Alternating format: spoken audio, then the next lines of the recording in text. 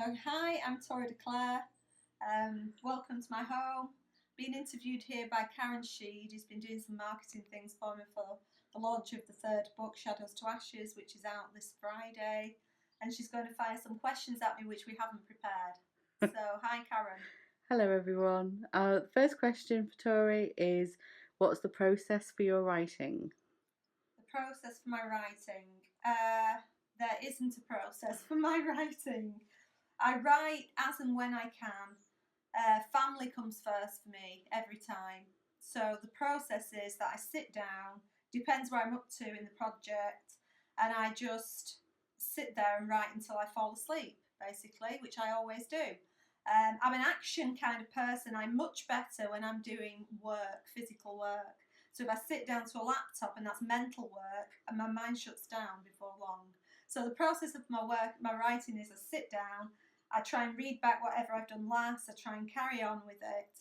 And if family needs me, then the writing goes to one side. But over time, obviously, the writing grows just steadily. There's no process and there's no means to it. And how long is the third book? How long has that taken you to complete then? It's taken me approximately 18 months to complete. Started it about last December. I published Darkness Visible on my birthday 2015, which was in April. And then I had a few months off where I just thought about things. And I thought if the second book isn't going to take off, I'm not going to write a third book. To be honest with you, that's what I thought. It's so much work, and I knew that I'd created a big problem for myself because there was all these threads to tie up. And so I thought if it's going to be too much like hard work and it's not going to be worth it financially for me, I'll try and resist not finishing it. But there is something in me that once I've started, I want to complete it. I did want to complete it, but I had to be able to justify the time. So altogether, beginning to end, I'm still working on it this week, believe it or not. Um, just just looking for all the mistakes and little errors that I can. Can't trust people, you can't trust all the proofreaders, you have to check it all. And it's taken me 18 months altogether. Okay, and tell us how long this third book is. Oh, it's long. Oh, it's long. So, to put it into perspective, Either Side of Midnight is 124,000 words long. The Darkness Visible is 134,000 words long. Don't ask me how I know these statistics, I just do. And then this book is 170,000 words long. So it's significantly longer. It will be longer in pages. There was just more to talk about, more meat. I didn't need to flesh it out. I just felt like everything I was talking about was meat. It all needed dealing with before I could wrap up the saga. It's a long book. There'll be plenty to read when it comes out. And did you have the entire saga from start to finish in mind when you started the first book? Absolutely not. Absolutely not. I wrote Either Side of Midnight for a little bit of fun.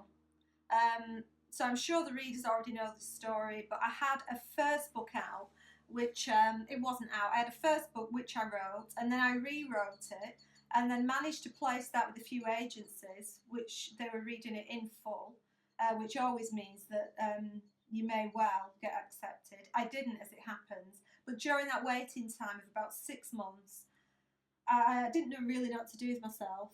And I came up with the plot for Either Side of Midnight literally in about 10 minutes. I can remember where I was now, walking down the stairs in my house, and the thought just occurred to me, what if a bride got abducted on a wedding night? Didn't go much beyond that. And what if this? And I don't want to give the plot away in case somebody hasn't read it. And what if, and what if, and what if? And I just had an outline of a plot for Either Side of Midnight there and then. So that's how that one was born. I just set to writing it. I had no intentions of ever sharing it with anybody. No idea that KDP, which is Kindle Direct Publishing, would come along and that I'd be able to upload this book and share it with people around the world. No idea. And how many people have downloaded the first book now? I have Roughly. no idea. How many people have downloaded the first book? 200,000, maybe? Wow. Something like that. About 200,000 people. Don't ask me how many have read it. I've been scraped off a settee with boredom and fatigue. but about 200,000 downloads approximately. I wouldn't know the exact figure. It's got plenty of 5-star reviews, hasn't it? So there can't be that many boredom. Yeah, that's true. That's true. So about the series, about the saga, do you have a favourite character? Ooh, I think that changes book by book. Definitely when I was writing the first book, bear in mind I was writing it for fun. Bear in mind no one in the world was ever going to read it. It was just me. I've said so before, but the first plot was conceived and I realised that it was me in a waiting period. So I was waiting for my other book to see if it would be accepted, and I felt as though my future was in the hands of other people, and I didn't know what to expect, and I felt in the dark, and I felt as though these faceless people were deciding what my future would be like. And my subconscious mind threw up a plot. It was, guess what? I decided Midnight. So what was your question? Sorry, I do digress. Do you have a favourite character? It changes book by book, you said. It does change book by book. So whilst I'm enjoying myself, I think I created Siobhan because she's so unlike me. Kind of got this weird respect for a girl who can just come out with anything that she wants to. There's absolutely no social filter with Siobhan. She just thinks something and she says it, or she thinks something and it's written all over her face and she doesn't say it because she's quite happy to have these horrible lengthy silences, etc. And I just found her quite funny to write, and it was quite funny how she became Naomi's best friend because they're nothing alike really, but they did have something that bound them together somehow. And was she based on anybody you knew, or she just came out of nowhere? She came out of nowhere. I mean, it is always strange to be in the company of someone who just says things as they are, because you don't know how to react to it sometimes. And it's strange to be in the company of somebody who's just very happy sitting there with nothing to say for themselves whatsoever. And I'm not used to that because I'm a babbler and I just talk, and I'm very happy to talk and I enjoy talking to people. And so it's quite hard work when you're in the company of someone like that. But I just found it interesting to write. It was a bit liberating for me. I thought, well, I can be this character. I can say whatever I want. Okay, good. That's how it was. So which character do you think is most like you? Well, not consciously, but as it happens, my son said only today that I suppose I'm most like Naomi. I don't know how I feel about that really. I suppose I'm Naomi on a good day, but she's far more disciplined than me, and she's a better pianist than I am, definitely. So she's the person that I would like to be if I was my best self. But apparently, so my sons tell me, I'm a mixture of Annabelle and Naomi. Interesting. Yeah. So do you have any really big influences on you as a writer? People who influence me? Mm-hmm. I read a huge variety of books. I've got no particular genre that I will read exclusively. I don't think it's new to people either, because I've said this before, but I don't like crime books very much, even though mine's full of some crime. I'm not a fan of hardcore crime books that are full of horrible images which are going to haunt my sleep. Not really into that. I'm more into characters, and I do find in some crime books and in some books in general that you just have these generic characters who just have no real personality, and I really don't care what happens to some of them. So for me, I want to read books that are character oriented. Influences, I mean, I love Ian McEwan's books. I don't think that's a surprise either. I love Ian McEwan, and his latest book is called Nutshell, which I've read only in the last few weeks, which is from the point of view of an unborn child, obviously.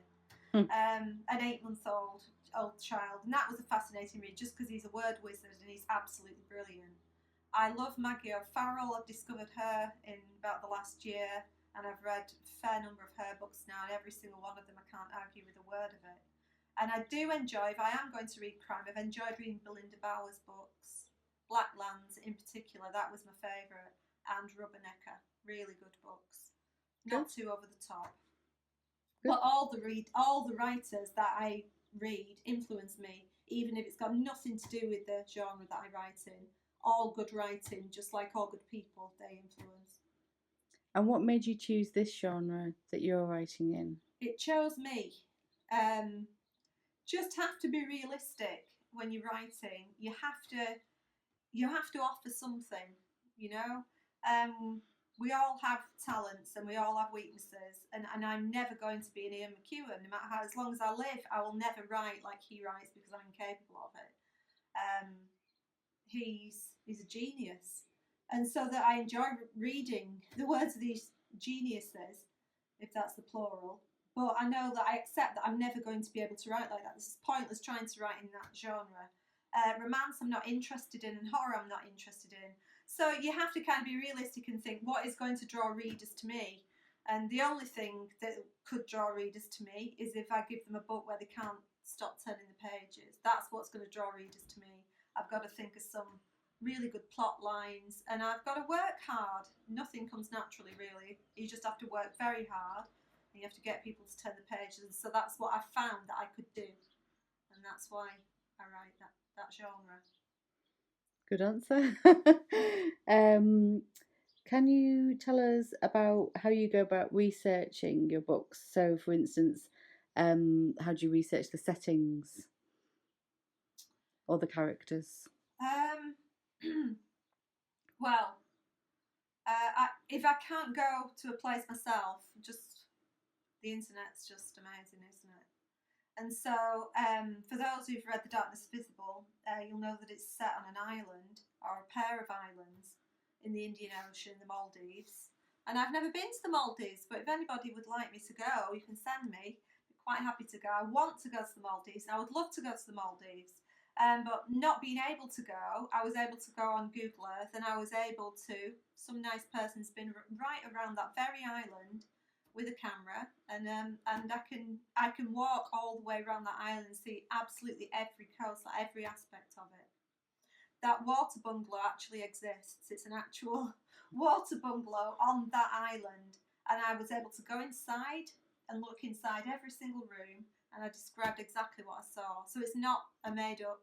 I'm not good at making things up, in fact. I need to see something in order to write about it. I need to go there. So even if I only go there on the internet, I need to go there. I'm not good. I'd be terrible at writing historical fiction. Dreadful. Because I can't imagine 300 years ago what they ate or what it smelled like. I'd need to go and smell it for myself, see it for myself, and if I can't do that, I don't want to write about it. So to be honest, the internet's just an invaluable tool. And I will research and I will interview people who've been there and talk about it as much as I can. What does it smell like? What does it look like? You know, those scents and those colours is just so important when you're trying to write descriptively.